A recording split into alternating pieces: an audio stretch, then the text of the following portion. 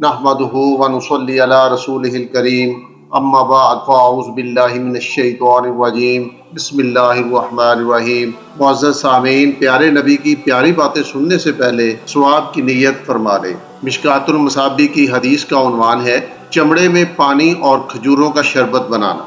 سرکار دو عالم صلی اللہ علیہ وآلہ وسلم کی زوجہ مطہرہ حضرت سودا رضی اللہ تعالی عنہا فرماتی ہیں کہ ہماری ایک بکری مر گئی تھی، ہم نے اس کی کھال اتار کر کھال کو دباغت دے لی، یعنی کھال کو پکا کر رنگ لیا، اور ہمیشہ اسی میں نبیذ یعنی پانی اور کھجوروں کا شربت بناتے رہے، یہاں تک کہ وہ پرانی مشق کی طرح ہو گئی۔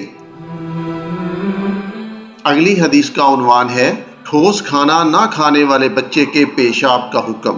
حضرت لبابہ بنت حارث رضی اللہ تعالی عنہا فرماتی ہیں کہ حضرت حسین ابن علی رضی اللہ تعالی عنہ نے سرکار دو عالم صلی اللہ علیہ وآلہ وسلم کی گود میں بیٹھ کر آپ صلی اللہ علیہ وآلہ وسلم کے کپڑوں پر پیشاب کر دیا۔ میں نے عرض کیا کہ آپ صلی اللہ علیہ وآلہ وسلم دوسرا کپڑا پہن کر یہ پیشاب والے کپڑے مجھے دے دیجئے تاکہ میں اسے دھو ڈالوں۔ آپ نے فرمایا لڑکی کا پیشاب دھویا جاتا ہے اور لڑکے کے پیشاب پر پانی کا چھینٹا مارا جاتا ہے۔ اگلی حدیث کا عنوان ہے پاک زمین ناپاک زمین کی نجاست کو پاک کر دیتی ہے۔ حضرت ام سلمہ رضی اللہ تعالی عنہا بیان کرتی ہیں کہ ان سے ایک عورت نے کہا کہ میرے لباس کا دامن لمبا ہے اور میں ناپاک جگہ پر بھی چلتی ہوں، جس کی وجہ سے دامن کو ناپاکی لگ جاتی ہے۔ حضرت ام سلمہ رضی اللہ تعالی عنہا نے کہا کہ سرکار دو عالم صلی اللہ علیہ وآلہ وسلم نے اسی قسم کے ایک سوال کے جواب میں فرمایا تھا کہ اس ناپاک دامن کو وہ چیز پاک کرتی ہے جو اس کے بعد ہے، یعنی پاک زمین یا مٹی۔ معزز سامعین، گندی جگہ سے گزرتے وقت اگر کپڑا اسے چھو جاتا ہے یا جوتے اسے لگتے ہیں تو اس کی وجہ سے وسوسے میں مبتلا نہیں ہونا چاہیے۔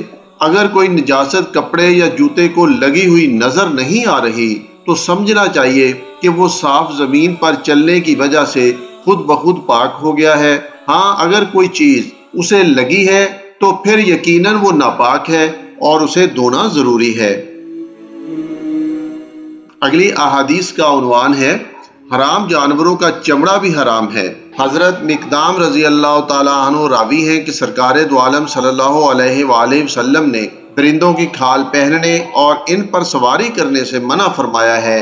حضرت ابو الملیح بن اسامہ رحمۃ اللہ علیہ اپنے والد سے روایت کرتے ہیں کہ سرکار دو عالم صلی اللہ علیہ وآلہ وسلم نے درندوں کی کھال کو استعمال کرنے سے اور ان کا بستر بنانے سے منع فرمایا ہے۔ حضرت ابو الملیح درندوں کی کھالوں کی فروخت کو بھی مکروہ سمجھتے تھے۔ حضرت عبداللہ بن عقیم فرماتے ہیں کہ ہمارے قبیلے کے پاس سرکار دو عالم صلی اللہ علیہ وآلہ وسلم کا جو خط آیا تھا اس میں یہ لکھا تھا کہ تم مردار کے چمڑے اور اس کے اعصاب یعنی پٹھوں سے فائدہ نہ اٹھاؤ۔ ظاہر ہے کہ رنگے بغیر مردار کا چمڑا استعمال کرنا جائز نہیں ہے۔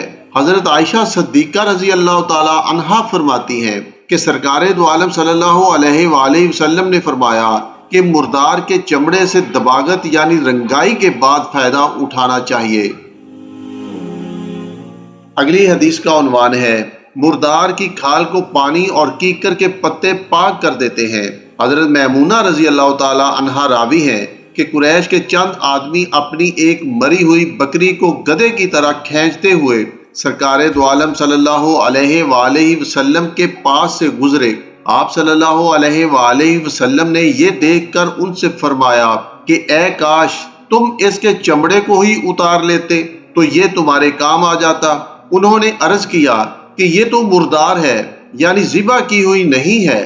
آپ صلی اللہ علیہ وآلہ وسلم نے فرمایا اسے کیکر کے پتے اور پانی پاک کر دیتے ہیں، یعنی ان دونوں چیزوں کے ساتھ دباغت کے ذریعے سے چمڑا پاک ہو جاتا ہے۔ اگلی حدیث کا عنوان ہے راستے کی ناپاکی کے باوجود مسجد میں حاضری کا مسئلہ۔ بنو عبد الاشہل کی ایک خاتون بیان کرتی ہیں کہ میں نے عرض کیا اللہ کے رسول، مسجد کی طرف ہمارا جو راستہ ہے وہ انتہائی گندا اور بدبودار ہے، جب بارش ہو جائے تو پھر ہم کیا کریں؟ وہ بیان کرتی ہیں، آپ صلی اللہ علیہ وآلہ وسلم نے فرمایا، کیا اس کے بعد اس سے کوئی زیادہ بہتر اور پاکیزہ راستہ نہیں؟ میں نے عرض کیا، جی ہاں، اس راستے کے بعد بہتر راستہ موجود ہے۔ آپ صلی اللہ علیہ وآلہ وسلم نے فرمایا، اس راستے کی نجاست اس پاک راستے سے دور ہو جاتی ہے۔ اگلی حدیث کا عنوان ہے، مسجد میں کتے داخل ہونے سے مسجد ناپاک نہیں ہوتی۔ حضرت عبداللہ ابن عمر رضی اللہ تعالیٰ عنہ فرماتے ہیں کہ سرکار دو عالم صلی اللہ علیہ وآلہ وسلم کے زمانے میں مسجد میں کتے آ جاتے تھے اور صحابہ اکرام رضوان اللہ علیہم اجمعین ان کے آنے جانے کی وجہ سے کچھ بھی نہیں دھوتے تھے۔ معزز سامعین، یہ معاملہ اسلام کے ابتدائی دور کا تھا، جبکہ اس وقت مسجد کے دروازے وغیرہ بھی نہیں ہوتے تھے۔ اس کے بعد جب مساجد کے بارے میں احترام و اہتمام کا حکم نازل ہوا تو اس طرح کی سب باتوں سے منع کر دیا گیا۔ وما علینا الا البلاغ المبین۔ معزز سامعین، پیارے نبی کی پیاری باتیں سننے پر اللہ تعالی ہم سب پر آسانیاں فرمائے۔ اللہ پاک ہمیں برے اخلاق سے، بری خواہشات سے، برے دوست سے، برے وقت سے، برے دن سے، بری رات سے، برے ہمسائے سے، جسمانی اور روحانی بیماریوں سے، قرض سے، محتاجی سے، رزق میں کمی سے، ذلت سے، موت کی سختیوں سے بچائے۔ میرا پروردگار میری اس کوشش کو قبول کر کے اسے صدقہ جاریہ بنا دے اور وہ مجھ سے راضی ہو جائے۔ آمین یا ارحم الراحمین۔